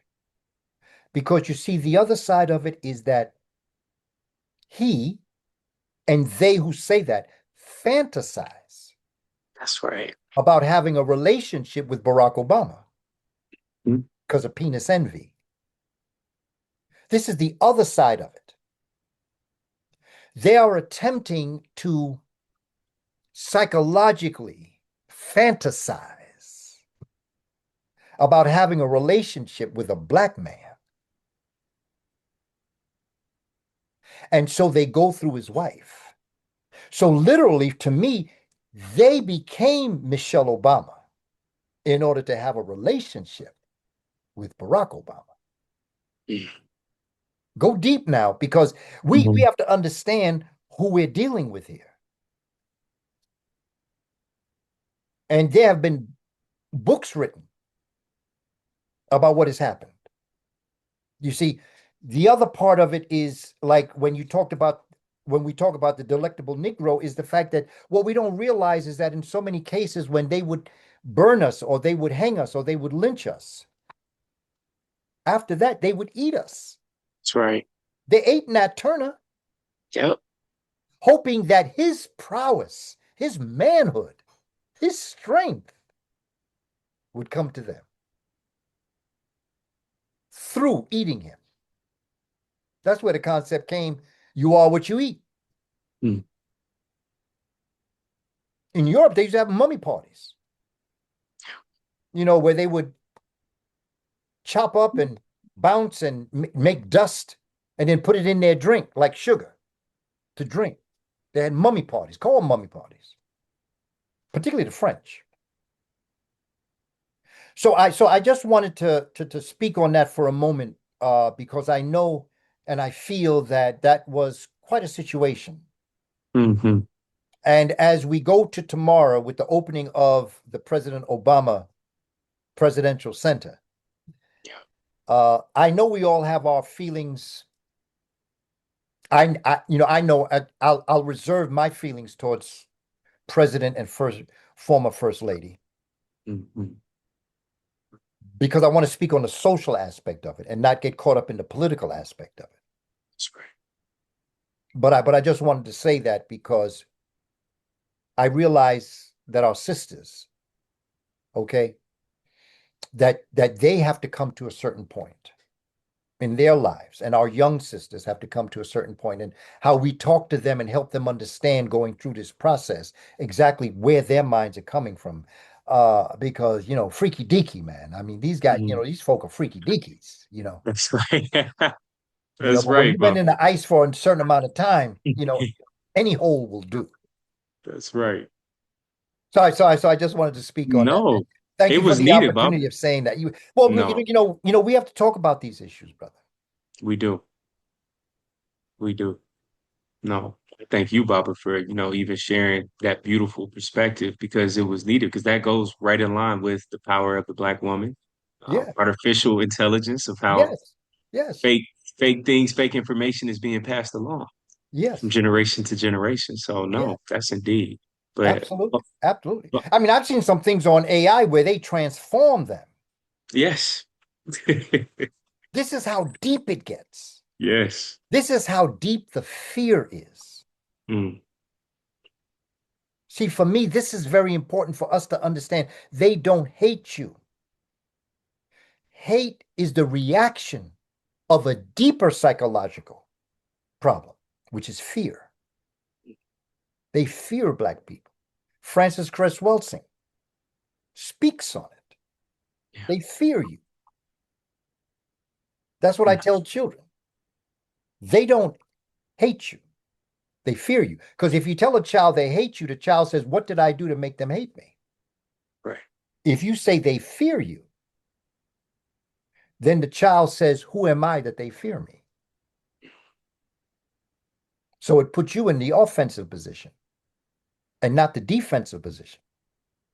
Mm, And after that Neanderthal won his fight, the first thing that he wanted to do was through psychosexual homoerotic fantasy. Imagine that. First thing come out his mouth. But that's how they mm, feel about themselves, reflected through us. right. Man, Baba, this was a powerful conversation, Baba. Uh, On the way out, though, us talking about ancestral intelligence, and you were just such a gem, Baba, to where, you can connect the past with the present, with the future. And, hearing your stories about being and seeing Malcolm X at the time, Mm. John Henry Clark, Adam Clayton Powell, these are people that my generation views as intellectual giants, but you were around these people. In closing, Baba, what would you say is the most valuable lesson that was gained from being around the late, great Dr. John Henry Clark? Well, I can say that, well, in terms of that, Hmm. when I was a younger person, and by that I mean before I was a teacher, I once asked him if there was something that you could do for us, young people, what would it be? And he said, and this is answering your question. He said, I would give you a sense of self-concept, self-concept, Hmm. to see yourself beyond being African, concept of life, concept of being a human being, concept of being a man, and of course, being a Black man, young Black, Yeah, sense of self-concept. But if there's one thing that I came to realize as my time has gone on, the most valuable thing I have with all of the folk that I've been in contact with, because I worked on Reverend Adam Clayton Powell's campaign wow, in 1971 and 72. I had just graduated high school. wow, And I also worked on who would actually win Congressman Charles Rangel's campaign because I needed a favor that a congressman could do. I hear you. So I wasn't sure who was going, but see, because it's politics. That's right. Okay. So I'm going to hand out flyers for everybody. Plus I want to go to their after party. That's right. Okay. And Adam Clayton Powell had a lot more liquor. And even though he didn't win, he had a I whole could bunch of liquor at imagine. his after party. I could imagine. And the women were I very, was gonna say, a and whole the bunch of women women there probably too. too. But time is the most precious thing you have. Yeah, That that is key, And as I've matured and I've gotten to where I am now, I've come to realize how precious time is. yeah, You don't work when you play, you don't play when you work. You're here to enjoy your life, enjoy it, but at the same time understand that there's work to be done that goes beyond that. that's right. Don't sacrifice. Dedicate yourself to the work because sacrifice only overwhelms you. And then you don't like what you're doing. I love what I'm doing. I'm invigorated, man. Sometimes I go and I speak for a long period of time, and people say to me afterwards, they say, "Oh, I know you're tired." No, I'm invigorated. When I do what I do, like I'm a battery that's in a charger. Now, the moment I hit my head when I go back to the hotel or when I come home, I'm out. I don't have any problem closing my eyes. And I don't need food to give me itis either. I just go to sleep. But while I'm in it, I'm energized. I'm enjoying it, the interaction where I feel the most comfortable and that I feel that I'm most fulfilling my destiny is when I'm with young people. That's because you see, I know what happened to me when I was young. And I know what brought me to where I am today. And I know that there's a lot of people that contributed to my growth. And I know that I told Dr. Clark one time that I could never repay him for all that he had done for me. And he said, "You're right, because you ain't got that much money." But he said, "The way you can repay me is to do for others what I've done for you." And so, Brother Caleb, I respect you, I honor you, and I love you as my brother for giving me this opportunity to be able to repay Dr. Clark back by doing for others what he did for me. And basically, what he did was he gave me a sense of self-concept. Yeah. He made me look at myself and ask myself, growing up in a housing project with all of the different things that go on in housing projects in New York City. I grew up in a housing project called the Amsterdam Houses, where to my backyard was Hell's Kitchen and my front yard was Harlem. So whichever way I went, I had to be a track. I had to be into track. I had to know how to run. And this is what we all experience. But by the grace of the Creator, anything could have happened. Yeah. But I had good people that came into my life that sort of kind of shaped me, the sisters, and inspired me were the brothers to who I am today. So that's as I see Dr. Clark, and I remember some of the things that he told me growing up, because I met him when I was 12 and a half. I again went back to him. I would see him occasionally in Harlem, but I went back when I was 14. And then that's when I began to realize that he was a special person. But then when I got into the military, 19, 20, 21, that's when I began to realize to go to him for more advice. And then when I got out of the military, that's when the real relationship started and the growth. And he told me, he said, "If you're in this for the hand clap or for the money, get out now.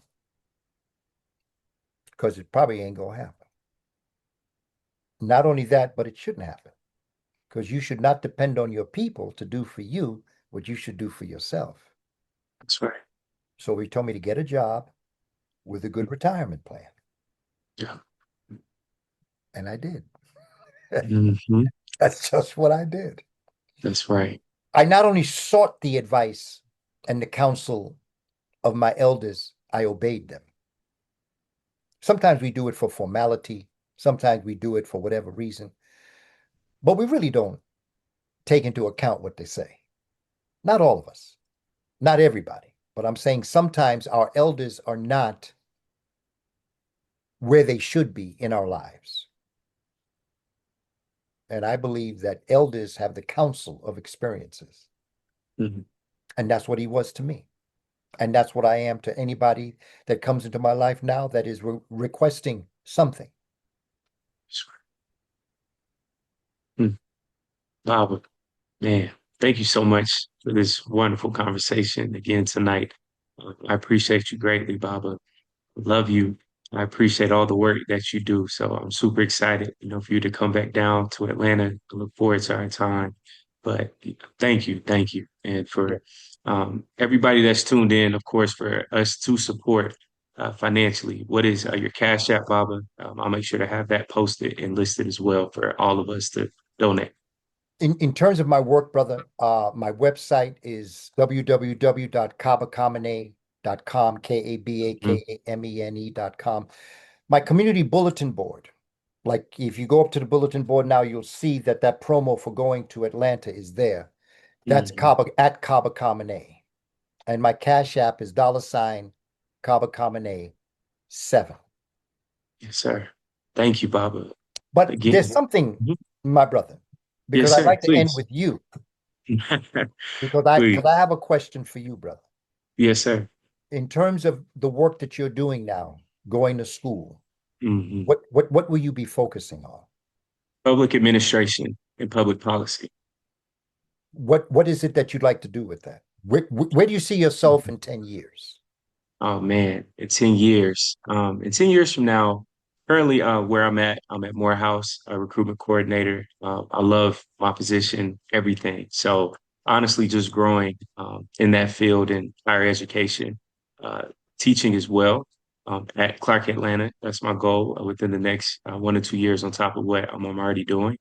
But honestly, too, Baba, is just affecting public policy as well. So while still working in higher ed, from my own personal experiences with running our business, all of those things, I noticed how, whether that's trying to get a new building or when you do get the building, that you have sometimes racist neighbors and how they can convolute and HOAs and all these things affect Black-owned businesses, especially here in the city. So I want to be more involved in public policy that's shaped around Black entrepreneurship when it comes to our voting rights as well. So just creating tangible change in the community and as well on the college campuses where we have our young minds. So just dibbling and dabbling in both worlds, Baba, where I can create actual tangible change while still having the platform impacting Black media as well. Hmm. What's the list of courses you're taking this term? Ooh, I'm taking three. I might have to pull them up. So our classes, so we had at midday June 5th, and then we start our classes officially August 17th. So I'm taking three classes in the fall.